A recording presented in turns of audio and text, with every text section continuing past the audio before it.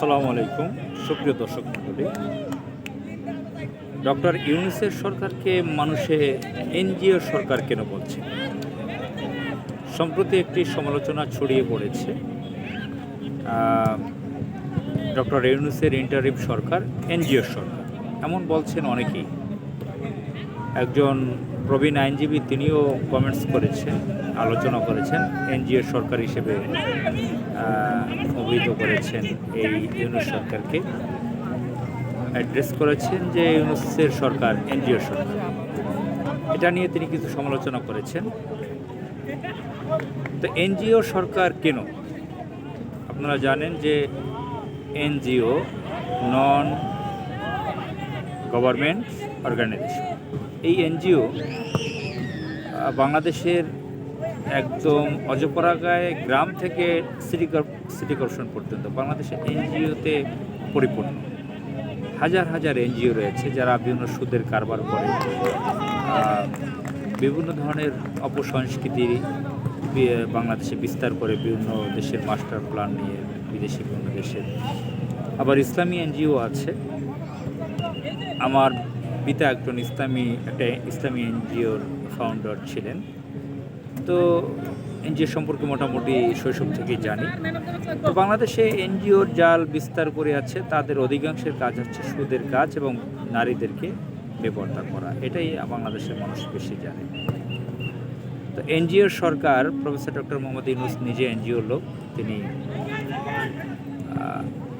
তার যে গ্রামীণ ব্যাংক সেটা একটা এনজিও ভিত্তিক কাজ। তার নারীদেরকে ঋণ দেওয়া, সুদের যে প্রোগ্রামটা, যে কাজটা, এটা একটা এনজিওর কাজ। এটা তিনি পরিচালনা করেছেন, সারা বিশ্বের নাম করেছেন, নোবেল পেয়েছেন। এবং তারই প্রতিষ্ঠানের গ্রামীণ ব্যাংকের একজন কর্মকর্তা, একজন নারীকে তিনি আবার উপদেষ্টা বানিয়েছেন, স্বাস্থ্য উপদেষ্টা থেকে। এবং ব্রতির যে একজন পরিচালক ছিলেন তিনিও এনজিও। যিনি পরিবেশ উপদেষ্টা হয়েছেন তিনিও এনজিও। আরও কয়েকজন এনজিও থেকে এসেছেন। ফরিদা আক্তার তিনিও এনজিও। যিনি ফরহাদ মাজহারের স্ত্রী। এর বাইরেও কয়েকজন আছে যারা এনজিও থেকে এসেছেন, যারা এখন অ্যাডভাইজার, উপদেষ্টা এই সরকারের। সবাই ভদ্র মহিলা, ভদ্র পুরুষ।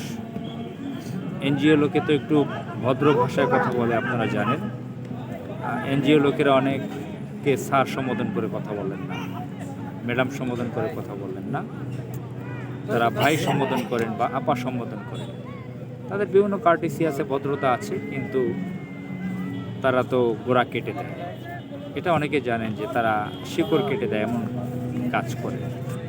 তো যাই হোক, সেই টোটাল এনজিওর বিষয়ে আমি এখন বলতে চাই না। এখন বাংলাদেশের মানুষ অনেক প্রতীক্ষা ছিল যে এই অবৈধ আওয়ামী লীগ সরকার, ইন্ডিয়ান এজেন্ট, তাদের পতন ঘটবে।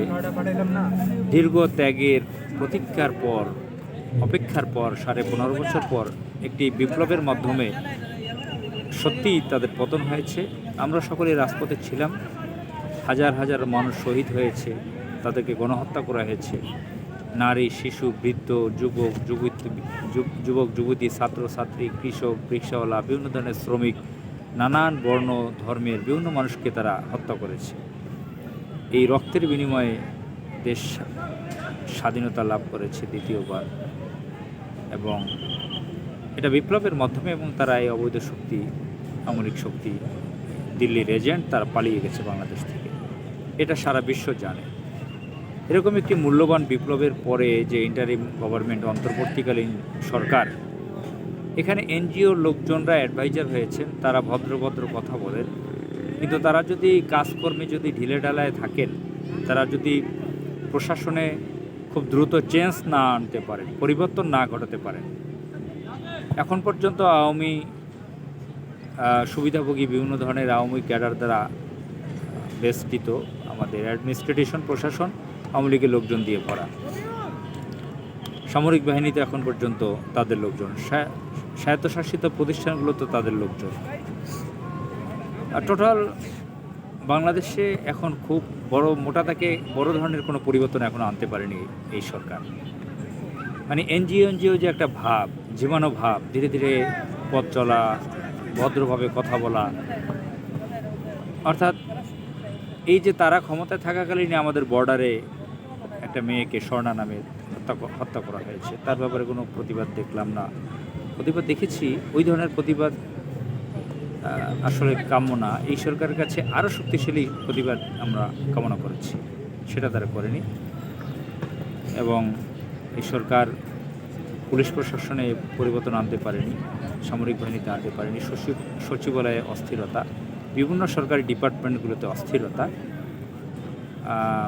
আইন শৃঙ্খলার পরিবর্তন আসেনি।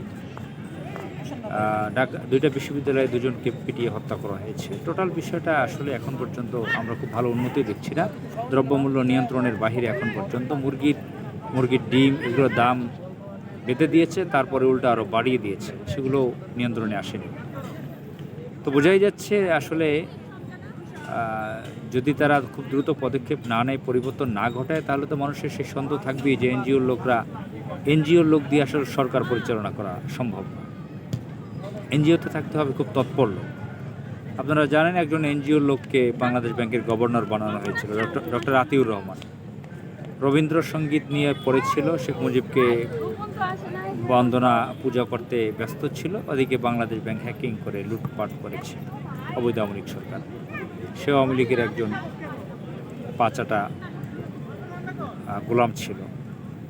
যেভাবে হোক, যাই হোক, আমি যেটা বলতে চাই যে এই সরকার এভাবে ঝিমিয়ে না থেকে খুব শক্তিশালী ভূমিকা রেখে সকল ডিপার্টমেন্টগুলোকে ঢেলে সাজাক। বাণিজ্য মন্ত্রণালয়, অর্থ মন্ত্রণালয়, কোথায় কি সিন্ডিকেট আছে সব কিছু ভেঙে দেওয়া দরকার।